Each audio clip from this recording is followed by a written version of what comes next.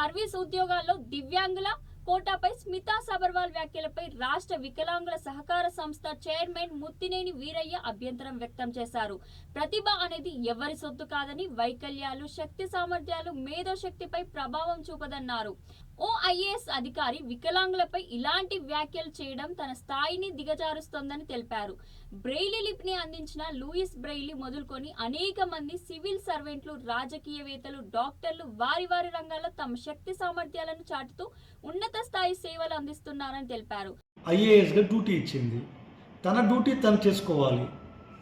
ఇప్పుడు అంత పిచ్చి ఆలోచనలు, పిచ్చి మాటలు, ఇంత దౌర్భాగ్యమైన మాటలు ఈ భారతదేశంలో పుట్టిన ఏ వ్యక్తి కూడా మాట్లాడి ఉండరు. వారు అంటున్నారు కదా, ఎయిర్లైన్స్లో ఎవరైనా హ్యాండిక్యాప్డ్స్కి అవకాశం ఇస్తారా అని. జెసికా కాక్స్ మొట్టమొదట 2 చేతులు లేకపోయినప్పటికి కూడా 2 చేతులు కోల్పోయిన జెసికా కాక్స్ అమెరికాలో శిక్షణ పొంది, లైసెన్స్ కూడా పొంది, సంవత్సరాల తరబడి విమానాలు నడిపిన మహిళ. ఆమె తైక్వాండోలో బ్లాక్ బెల్ట్ కూడా. మరి ఈమెకు నాలెడ్జ్ ఉందనుకోవాలా లేదనుకోవాలి మరి.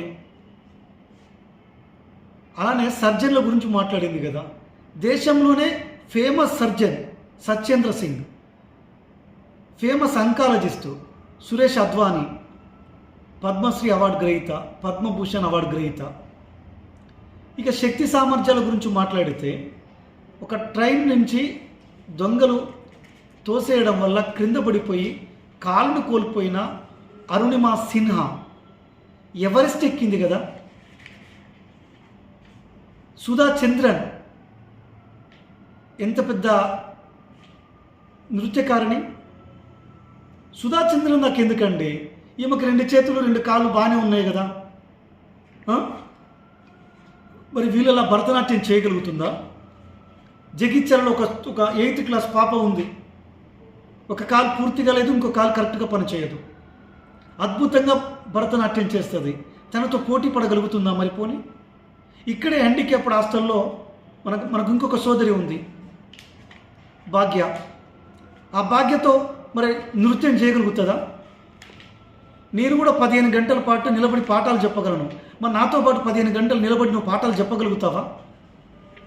ఉత్తమ పార్లమెంటరియన్ అవార్డు గ్రహీత జైపాల్ రెడ్డి గారికి 2 కాళ్ళు కరెక్ట్గా 2 కాళ్ళు పనిచేయవు.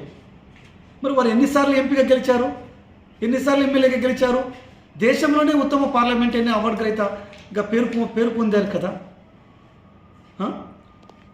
బ్లైండ్ ప్లస్ డెఫ్ ఎలెన్ కిల్లర్ ప్రపంచంలోనే ఎక్కువ దేశాల్లో ప్రసంగాలు ఇచ్చి సమాన అవకాశాలు, విద్య, వికలాంగుల హక్కుల అంశాల మీద ప్రసంగాలు ఇచ్చింది కదా. పెద్ద రచయిత్రి కదా, ఎన్నో నవలలు ఎన్నో ఆర్టికల్స్ రాసింది కదా, ఎన్నో పుస్తకాలు రాసింది కదా, సామాజిక ఉద్యమకారిణి కదా.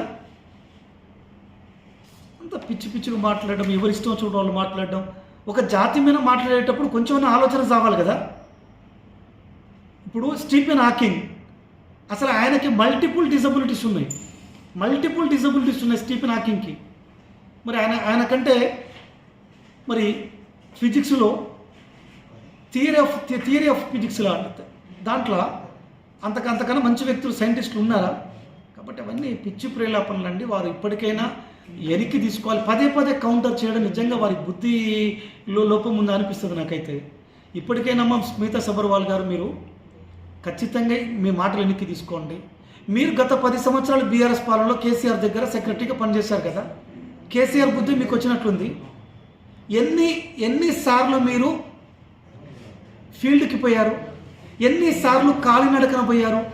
ఎన్నిసార్లు మీరే సొంతంగా వెహికల్ నడుపుకుంటూ పోయారు?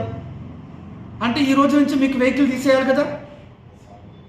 ఈ రోజు నుంచి మీరు ఆఫీస్కి వెహికల్ లేకుండానే వస్తారు కదా. పోనీ వెహికల్ వేసుకొని వచ్చిన డ్రైవర్ అవసరం లేదు కదా. మీకు ఫిజికల్ ఫిట్నెస్ ఉంది కదా, మీరే సొంతంగా తోలుకొని వస్తారా మరిగా? ఇట్లా తప్పండి. అది ఒక మనోభావాలను కించపరిచే హక్కు ఎవరికి లేదు. సో ఇట్లా చేయకూడదు. వారు ఎమ్మటే వ్యాఖ్యలు ఎన్నికి తీసుకోవాలి. డాక్టర్ వృత్తి చేస్తున్న వికలాంగ వైద్యులందరినీ కూడా కించపరిచింది ఆమె. వాళ్ళ జీవితాలనే అల్లకల్లోలం చేసింది. అరే, వికలాంగుల శక్తి సామర్థ్యాల గురించి మాట్లాడితే అసలు నిజంగా వికలాంగుల మధ్యలోకి వచ్చి బహిరంగ చర్చ కూర్చోండి. వికలాంగ శక్తి సామర్థ్యాలు ఏందో మీకు తెలుస్తుంది కదా.